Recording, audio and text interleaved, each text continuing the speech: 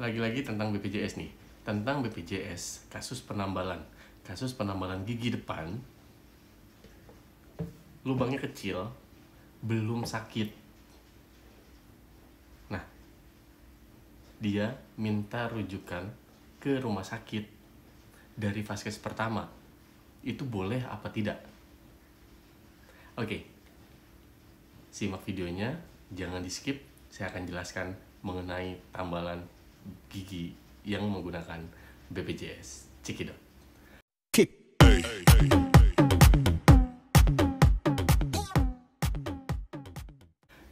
Nah, jadi gini, kalau misalkan kita bicara gigi berlubang, itu sama aja karies. Karies ya sama aja gigi berlubang.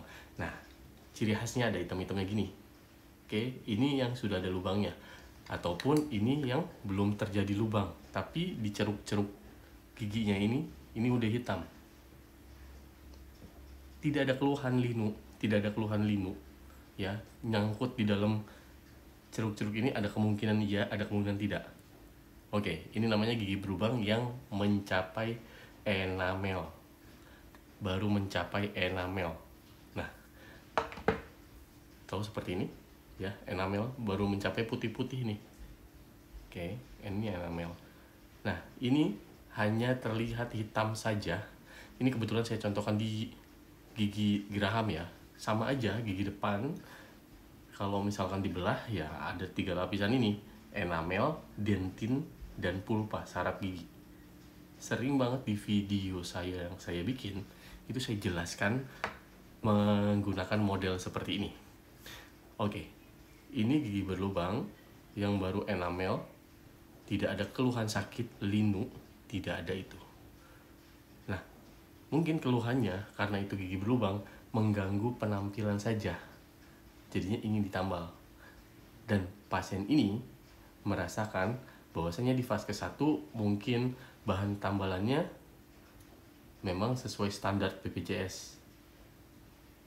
Nah, dari sini kita harus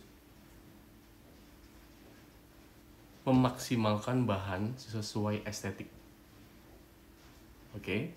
Nah, pertanyaannya, kalau misalkan tidak bisa dilakukan di vaskes pertama, itu bisa nggak dilakukan di rumah sakit dengan meminta rujukan? Nah, jawabannya adalah kalian percuma, pastinya akan gagal. Karena ada peraturan terbaru BPJS yang apabila terjadi gigi berlubang, misalkan baru mencapai enamel ataupun dentin itu tandanya linu dan hilang sendiri. Linu tanpa minum obat itu hilang sendiri. Nah, itu baru nyampe dentin. Sisa makanan masuk itu linu.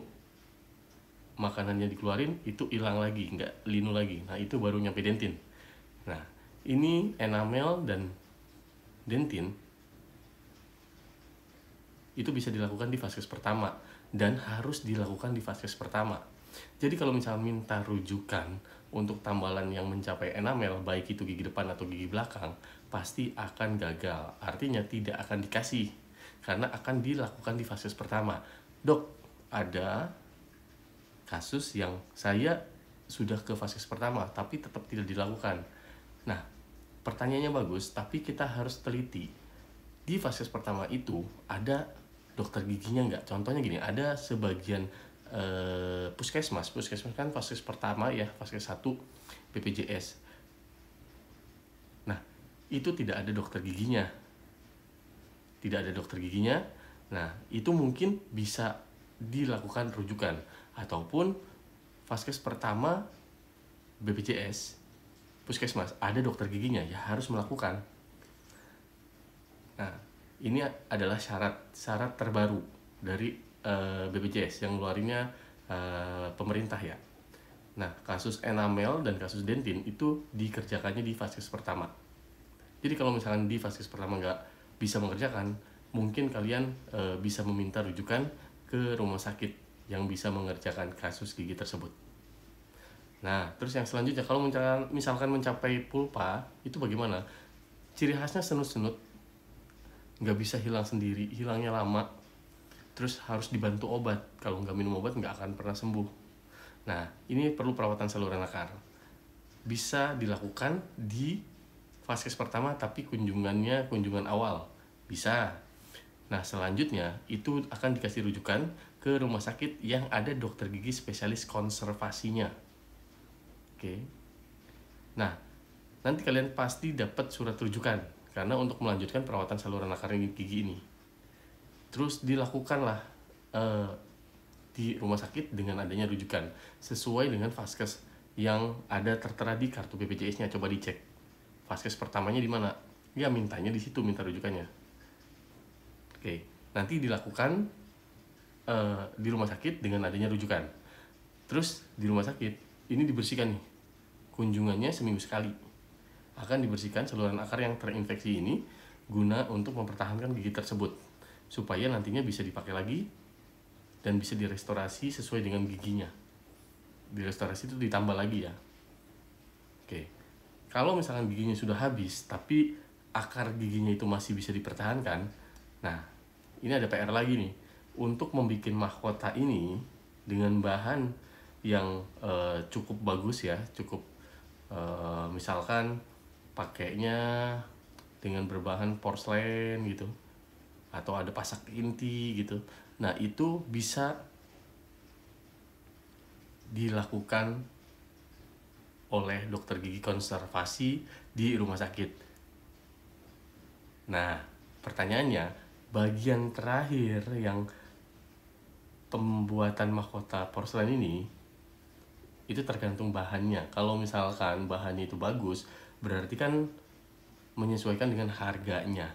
Kalau harganya tidak tercover oleh BPJS, ada kemungkinan mahkotanya nanti dibayarkan tunai atau bayar mandiri langsung ke rumah sakitnya sesuai dengan billing rumah sakit tersebut, dengan treatment ya gigi berlubang dengan dipasangkan mahkota jaketnya pakai berbahan apa nih gitu ya.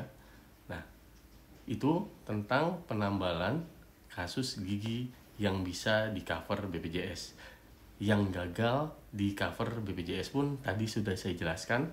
Kalau misalkan lubangnya kecil, yang seperti ada pertanyaan di kolom komentar, itu tidak akan bisa dirujuk karena akan dikerjakan di vaskes pertama. Oke, semoga informasi ini bermanfaat. Yuk kita diskusi di kolom komentar. Barangkali ada yang kurang jelas, bahkan mungkin ada masukan dan ada referensinya, bisa isi di kolom komentar. Kita diskusi bersama. Oke, Dokter Gigi Wawan pamit undur diri. Jangan lupa subscribe, nyalakan tombol loncengnya, share video ini, barangkali bermanfaat buat yang lain. Nah, sampai jumpa di video selanjutnya. Jadikan orang yang pertama dapetin notifikasi video terbaru dari Dokter Gigi Wawan Sumantri. Salam sehat, gigi kuat. Ciao.